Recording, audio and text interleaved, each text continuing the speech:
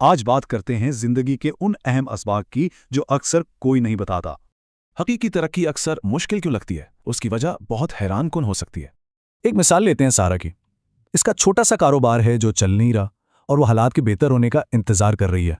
असल बात यह है कि तरक्की आराम में नहीं बल्कि हकीकत का सामना करने में है। तो जब हम सच्चाई का सामना करते हैं तभी असल तरक्की की बुनियाद पड़ती है।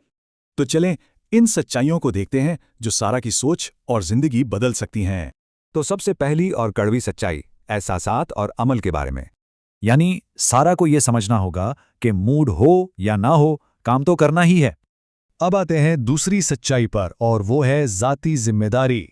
सारा को ये एहसास होता है कि उसे कोई नहीं बचाएगा, ये जिंदगी सिर्फ उसकी अपनी जिम्मेदारी है। और बस इसी जिम्मेदारी को कबूल करना ही उसके सफर का पहला कदम है। उसकी तब्दीली का सफर कुछ यूं है, पहले हकीकत को मानना, फिर होशियारी से काम और नताइज। पांचवा सबक काम करने के तरीके के बारे में है। यानी अब सारा सिर्फ मेहनत नहीं करती बल्कि अपने कारोबार के लिए होशियार हिकमत अमली बनाती है। और नौवां सबक ये है दूसरों से मुकाबले के बारे में।